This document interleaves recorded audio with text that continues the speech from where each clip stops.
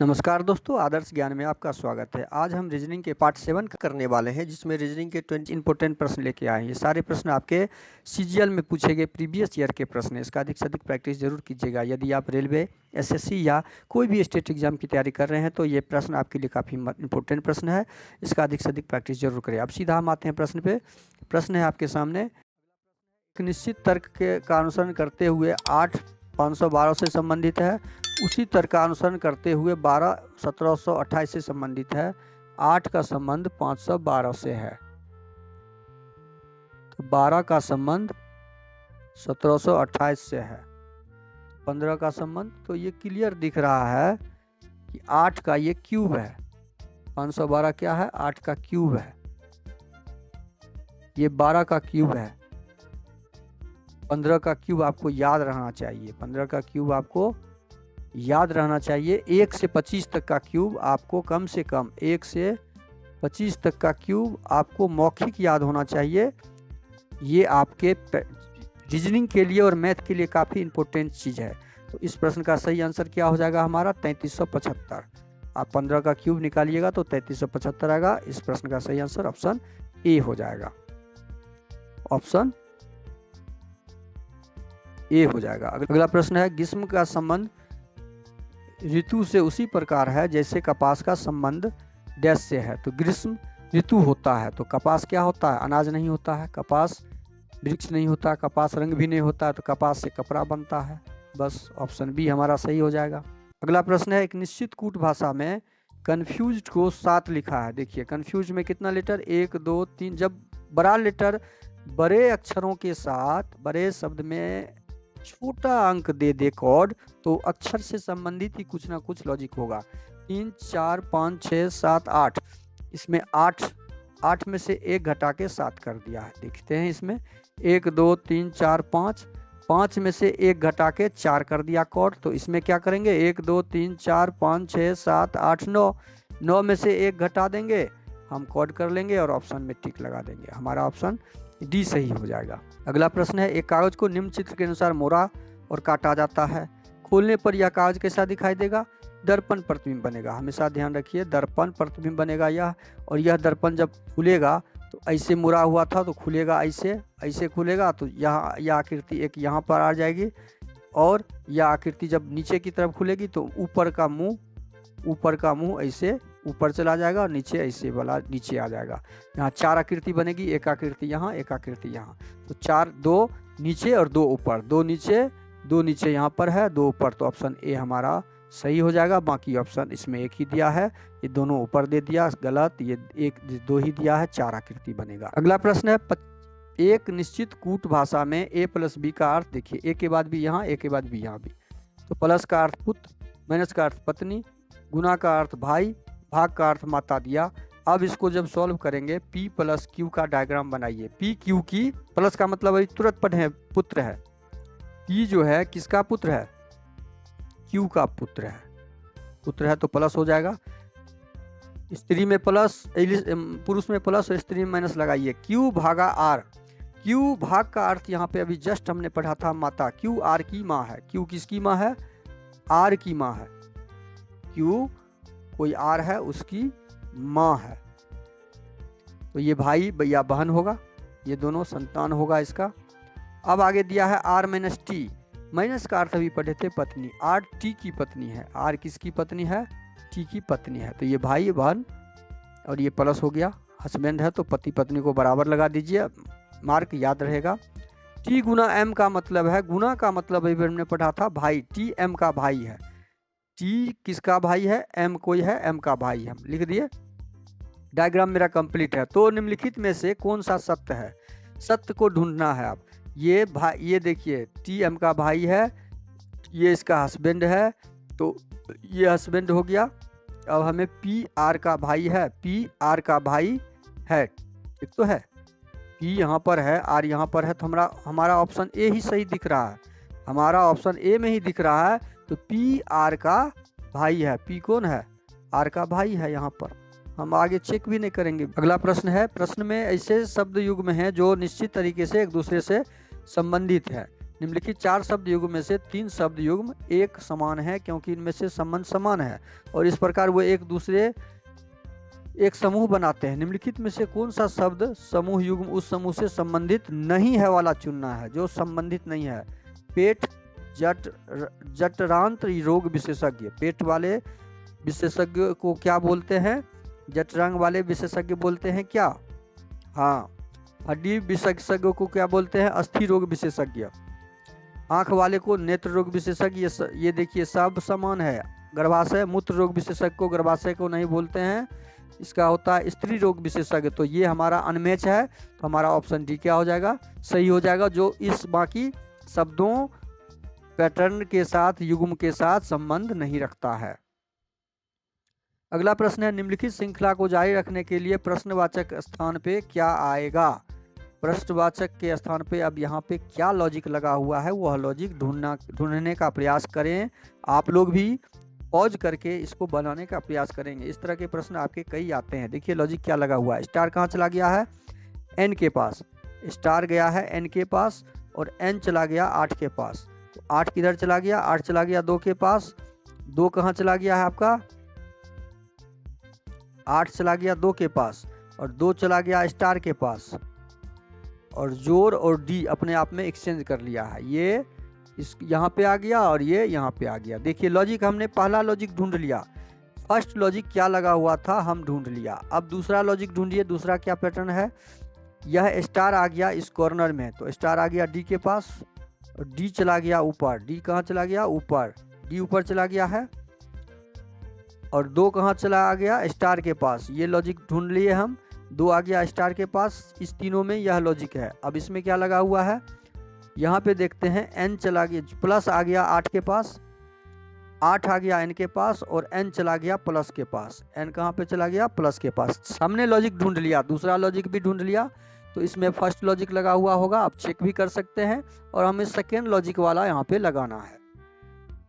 Check कर लीजिए। देखिए डी आ गया यहाँ पर 2 के पास और 2 आ गया है 8 के पास और 8 चला गया है ऊपर। मतलब यहाँ फर्स्ट लॉजिक लगा हुआ है। अब इसमें सेकेंड लॉजिक हमें लगा के आगे बढ़ना। सेकेंड लॉजिक क्या था? ये कॉर्नर वाला डी के पास आ जाएगा, मतलब प्लस आ जाएगा यहाँ पर। डी कहाँ चला गया?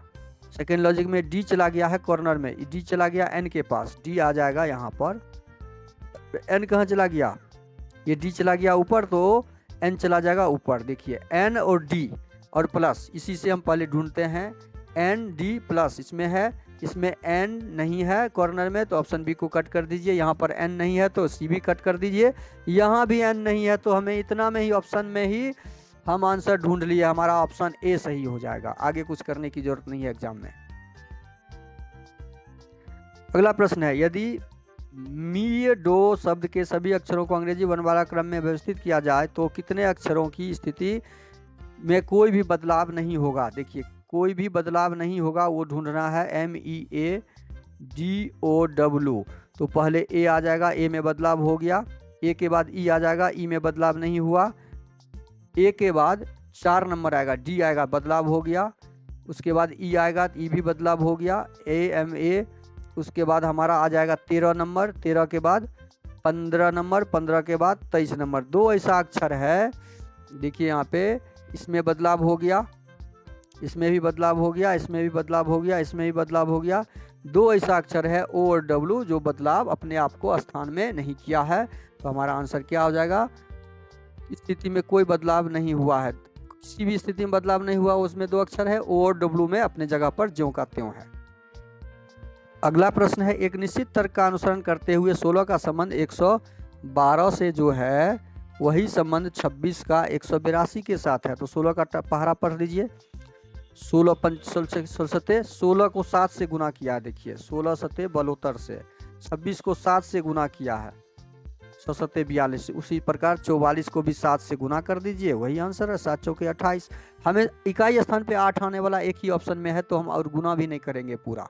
ऑप्शन डी पे टिक लगाएंगे, एग्जाम में आगे बढ़ जाएंगे। हमारा आंसर ऑप्शन डी इस प्रश्न का सही हो जाएगा। अगला प्रश्न है, 3 कथन दिए गए हैं, इनमें जिनके बाद 3 निष्कर्ष 1 2 3 है। कथनों को सत्य मानते हुए भले हुए समान रूप से ज्ञात तथ्यों से भिन्न प्रतीत हो, निर्धारित करें कि कौन से निष्कर्ष कथनों के तार्किक रूप के अनुसरण करता है। अब देखिए यहाँ पे स्टेटमेंट दिया हुआ है सभी बोतलें जग हैं, सभी बोतल क्या है, जग है। बोतल को बी कर लीजिए, फ्लास्क को एफ कर लीजिए, एफ कर लीजिए, डिब्बा को बॉक्स कर लीजिए, चाहे बी कर लीजिए। अब हम इसका डायग्राम बनाएंगे। सभी बोतल, देखिए डबल बी हो गया, तो इसको डब्बा को डी कर लीजिए, डब्बा को डी कर लीजिए। सभी बी क्या है, सभी बोतल जग है, ये बोतल है, ये सारा बोतल क्या है, जे के अंदर है। डायग्राम बनाइए सही से। कुछ बोतलें फ्लास्क हैं, कुछ बोतल जो है यहाँ पे बोतल है जो एफ है, सभी फ्लास्क डब्बे हैं, और जितना भी फ्लास्क है ये सारा फ्लास्क क्या है, डी है। हमने डायग्राम कंप्लीट कर लिया। अब यहाँ पे निष्कर्ष देखना है। कुछ बोतलें डब्बे हैं, कुछ वाला संबंध, ये एरिया जो है आपका, ये एरिया कुछ वाला में इसके साथ भी है संबंध, इसके साथ भी है, इसके साथ भी है और इसके साथ भी है। तो कुछ वाला एरिया यहाँ पे हमारा 4 या 12 को बनेगा। तो हमें कुछ बोतलें डब्बे हैं, तो कुछ बोतल जो है डब्बे हैं, निष्कर्ष 1 सही हो जाएगा। कुछ जग डब्बे हैं, कुछ जग जो है डब्बे के अंदर है, तो निष्कर्ष 2 भी सही हो जाएगा। कुछ फ्लास्क जग हैं, कुछ एफ जग में है, तो हमारा तीनों निष्कर्ष सही हो जाएगा, तीनों निष्कर्ष सही हो जाएगा। तो इस प्रश्न का सही आंसर क्या हो जाएगा, 1 2 3 तीनों अनुसरण करते हैं, ऑप्शन बी इसका सही आंसर हो जाएगा। अगला प्रश्न है, उस विकल्प का चयन करें जो तीसरे शब्द से उसी प्रकार संबंधित है जैसे दूसरा शब्द पहले शब्द से संबंधित है। कटुता, मानवता, ये विपरीत शब्द है, देखिए विपरीतार्थक है। संभालना का उल्टा क्या हो जाएगा, नियुक्त करना नहीं, निग्रह करना नहीं, संभालना का त्यागना, संभालना का उल्टा क्या हो जाएगा हमारा, त्यागना।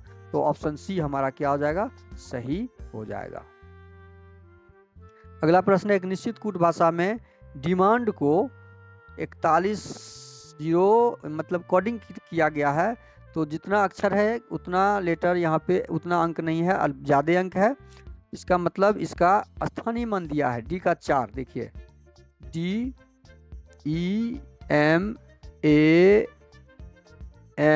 इसका डी का कोड कर दिया 4, ई का कर दिया है 5 गुना 10, 5 को 2 से गुना कर दिया, 5 दूनी 10। मतलब यहाँ देख रहे हैं हम वॉवेल्स को 2 M 13 A 2 1 गुना 2, मतलब यहाँ वॉवेल्स को 2 से गुना किया है और कॉन्सोनेंट को 1 से गुना किया है। N 14 को 14, 4 को 4 ही रखा है। अब समझ में आया पैटर्न क्या लगा हुआ है। वॉवेल्स के साथ क्या किया है, ये वॉवेल्स जितना भी है उसको 2 से गुना किया है, और कॉन्सोनेंट जितना भी है कॉन्सोनेंट उसको 1 से गुना किया है। वही हमें प्रोडक्ट में ज्ञात करना है, DUCT P16, 16 का 16 ही हो जाएगा, 16 से शुरू होने वाला, ऑप्शन ए नहीं है, कट कर दीजिए। R18, 16 के बाद 18 होगा, 16 के बाद 15 दे दिया, ऑप्शन बी कट कर दीजिए। ओ है वॉवेल्स, 15 को 2 से गुना करेंगे तो 30 हो जाएगा, इसमें 2 से गुना करेंगे 15 में तो 30 हो जाएगा। तो हमारा 16 के बाद 18, 18 के बाद 30, यहाँ पे ऑप्शन सी कट कर दीजिए, हमारा ऑप्शन डी सही हो जाएगा। आगे हमें एग्जाम में चेक नहीं करना है, एग्जाम में हमें आंसर मिलना है, आगे बढ़ते जाना है, आंसर मिलाते जाना है आगे। अगला प्रश्न है, दिए गए संख्या युग्मों में से एक को छोड़कर अन्य सभी में समान संक्रियाएं का अनुसरण किया गया है, वह असंगत युग्म ज्ञात कीजिए। देखिए अब 17 का संबंध 135 से, तो 17 को गुना करेंगे, 17 25, 17 छक्के, 17 8, 17 गुना ही होगा, 17 8, 17 यहाँ पे गुना, देखिए 17 को क्या किया है 8 से गुना किया है, तो 8 7 56, 8 5 13, 136 में 35 लाया है तो 1 घटा दिया है। क्या यही संबंध यहाँ पे दिख रहा है? 16 को 8 से 16 8, 28 से नहीं, हमारा ऑप्शन बी ही निकल जाएगा। 16 28 से इसमें से 1 घटाएंगे तो 127 होगा, तो हमारा ऑप्शन बी असंगत है। यहाँ से ही मिल गया असंगत। हम सी को भी मिला के देख लेते हैं, सी को मिला के चेक कर लेते हैं। 113 8 104 होता है चलोतर से, -1 करेंगे तो बस हमारा ऑप्शन बी असंगत यहाँ से ही मिल गया। अगला प्रश्न है उस विकल्प का चयन करें जो पांचवें अक्षर समूह से उसी प्रकार संबंधित हैं जिस प्रकार दूसरा अक्षर समूह पहले अक्षर समूह से और चौथा अक्षर समूह तीसरे अक्षर समूह से। इसका संबंध इसके साथ, इसका संबंध इसके साथ, इसका संबंध प्रश्नवाचक चिन्ह के साथ। तो आर होता है 18 नंबर पर। आर हमारा 18 से हम आ गए कहाँ पर, 19 पर, +1 हुआ, ये 19 नंबर पर होता है, +1 19। तो 8 से हम आ जाएंगे 9 पर, +1 करेंगे। यहाँ 15 से आ जाएंगे +1 करके 16, पी से शुरू होगा। तो पी से शुरू होने वाला सारा लेटर है। अब 1 नंबर से आए 3 नंबर पर तो दूसरा में +3 है। 9 नंबर से आए 12 नंबर पर तो दूसरा में +3 है। पी में +3 करेंगे, 16 में +3, 18 हो जाएगा। पी और आर, पी आर यहाँ पर भी है, पी आर यहाँ पर भी है, तो बी और डी ऑप्शन को आप माइनस कर दीजिए। तीसरा, अब तीसरा लेटर हम मैच करेंगे। 20 से आए 23, +3 है। 7 से आए 10 पर तो +3 है। 5 से आएंगे +3 करेंगे तो 8 हो जाएगा। पी आर एच यहाँ पी आर आया है तो ऑप्शन ए हमारा सही हो जाएगा। P R H option A में दिया हुआ है। अगला प्रश्न है दिए गए समीकरण को सही करने के लिए किन दो संख्या अंक को बिना चेंज किए हुए आपस में बदलना चाहिए। अब देखिए आपस में बदलने के लिए हम क्या करेंगे, 4 को 7 पहले ऑप्शन ए से ही लेते हैं। ऑप्शन ए 4 और 7 को बदलते हैं। 7 को 4 से, तो ये 3 से 8 4 12, 4 को 7 कर दीजिए और 7 को 4 कर दीजिए। अब इसको सॉल्व कीजिए। 3 दूनी 3 एकम 3 छके 18, 16 जोड़ 12 7 84, हमको 27 लाना है। ये तो 27 आ ही नहीं सकता है। 6 चौकी 24, यहाँ पे ये ज़्यादा हो गया, बहुत ज़्यादा हो गया, तो आप ऑप्शन ए को कट कर दीजिए। यहाँ पे 27 आ ही नहीं सकता है। अब हम ऑप्शन बी को मैच करेंगे। अब हम क्या करेंगे, ऑप्शन बी को मैच करने का प्रयास करेंगे। 3 को 4 में बदलना है, 4 को 3 में, 3 को 4 में बदलिए और 4 कहाँ है तो उसको 3 में बदलिए। तो 4 से भाग लगेंगे, 4 एकम 4, 4 दूनी 8 12 प्लस 12 तिया 36 घटे 7 छके 42 जोड़ 21। अब हम देख सकते हैं यहाँ पे कुछ संभावना बन रहा है। जब इसको 6 2 8 1 9 सबको जोड़ेंगे, 3 1 4 2 6 69 में से 42 को घटाएंगे तो 9 में से 2 गया तो 7, हमारा ऑप्शन बी सही हो जाएगा। 27 आ रहा है। 3 को 4, यही हमारा आंसर आ जाएगा। अगला प्रश्न है आकृति x के बाद 1 2 3 4 से क्रमांकित 4 आकृतियां दी गई है। चारों में से उस आकृति की पहचान करें जिसमें आकृति x सन्निहित है। देखिए यह आकृति किस में लगा हुआ है, तो यह आकृति ऑप्शन ए में ही दिख रहा है।